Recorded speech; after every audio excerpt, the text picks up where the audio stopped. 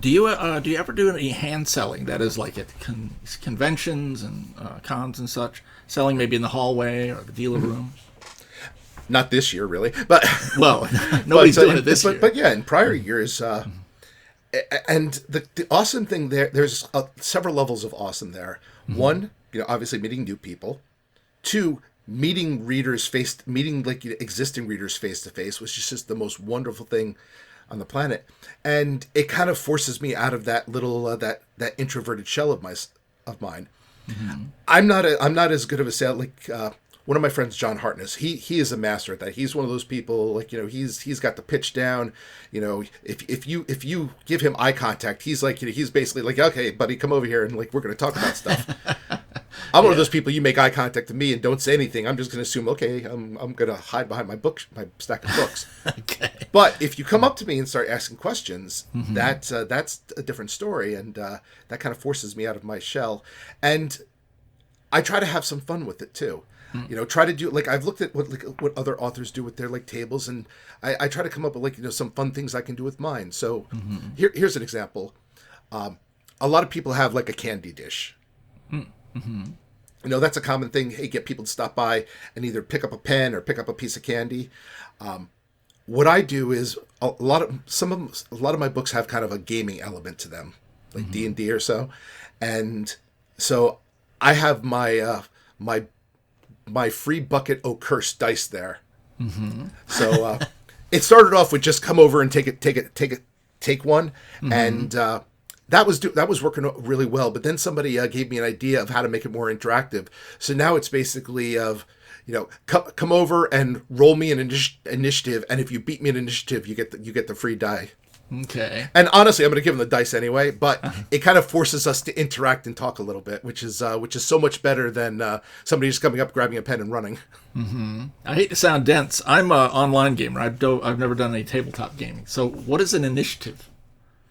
So initiative is basically you take a dice, usually a 20-sider, and you both roll it, and whoever gets the higher number wins initiative. That means essentially you get to go first in combat. Ah, I see. I had a feeling it was a specific term. Okay. What advice would you give to somebody that's thinking about doing some hand selling? Selling at a science fiction conventions, for example. All right. Well, I would say you want to determine what your goal is. Mm-hmm. Some authors, they use these as profit-making machines. So they're kind of looking to go into every convention and turn a profit. Mm-hmm. I don't do that many conventions. I maybe do 2 or 3 a year. Mm-hmm. And I kind of look at them as more getting the word out and meeting people opportunities. So it's nice if I break even, don't get me wrong, but that's not my focus. So if I don't, I'm not going to beat myself up over it. Mm-hmm. So I think first you want to decide what your focus is. Mm-hmm. And that focus kind of determines how you're going to do things. So if my focus is to break even, then I probably shouldn't be doing conventions where the tables are $400 and then I have to spend an additional $1,000 for a hotel room over the course of a weekend, because the chances of me breaking even are going to be very slim. Mm-hmm. I'd be better off doing local conventions where I'm paying maybe $15 a table, and I can and they're within driving distance. That's a better shot. Mm-hmm. So mm-hmm. I think that's the first thing, is you want to determine what is your goal and how you're going to, and then target conventions accordingly. Mm-hmm. And outside of that, I would say try to design a table that stands out in some way. Mm-hmm. Not in an obnoxious way. A lot of people love their 6-foot tall banners, and some of them will just stick them in front of other tables, which is just rude as hell. Mm.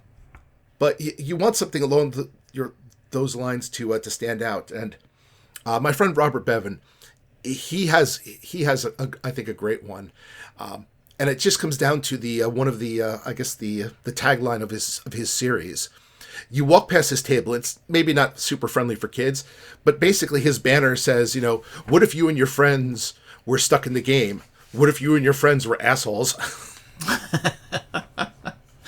Okay. And you just see that from across the room, and you can't help but kind of if you're a gamer, mm-hmm.